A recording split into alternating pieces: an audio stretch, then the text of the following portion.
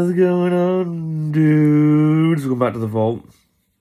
It's your boy, MC Procrastination Titties. I really do need to start uploading these faster, but there we are.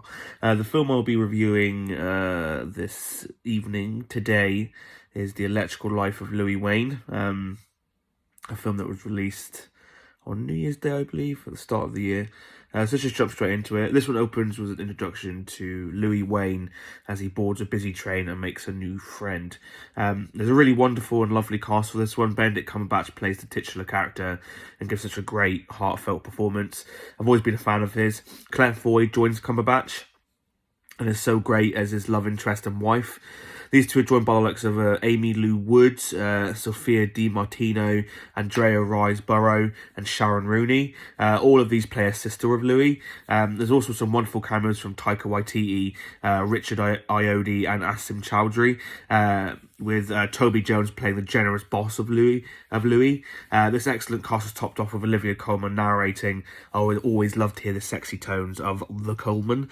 I love the story for this one. It tells of real-life illustrator Louis Wain, who grew in fame in the late 19th century with his whimsical portraits of cats.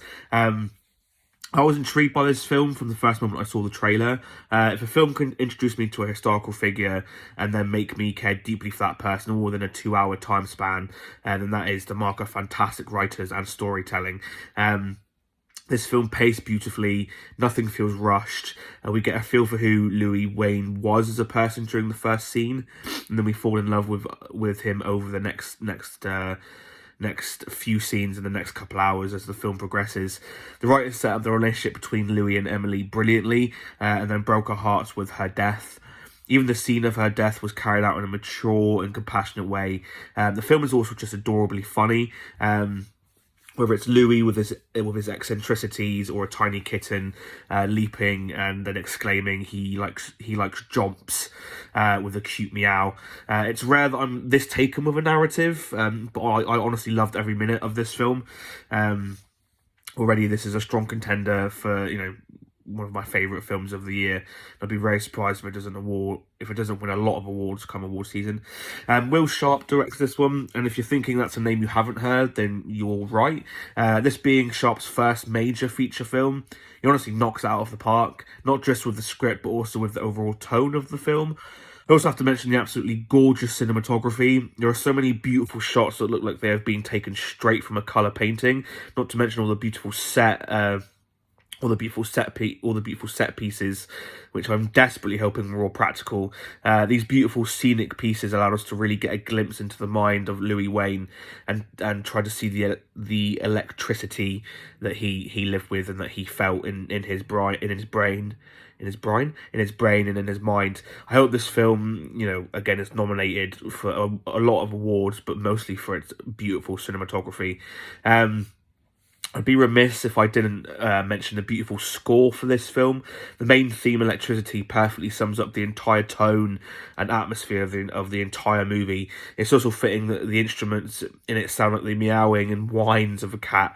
In a film about cats, you at least want some of the soundtrack to be reminiscent of cats and to, put a picture of cats in your mind.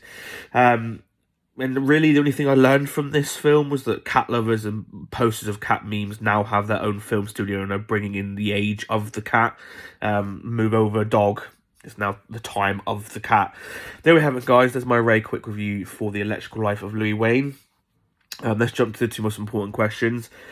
Question number one, would I recommend this film? I would 100% recommend this film. It didn't stay in cinemas for long. It certainly didn't stay in my cinema for very long. But if you have a chance to catch it on a big screen, then definitely 100% do that. Obviously, if you need to wait until it's on streaming or on DVD, then 100% watch this film. Give this film a watch. It's incredibly sad. It's got an incredibly bittersweet ending. The performances are great. So I would 100% recommend this film.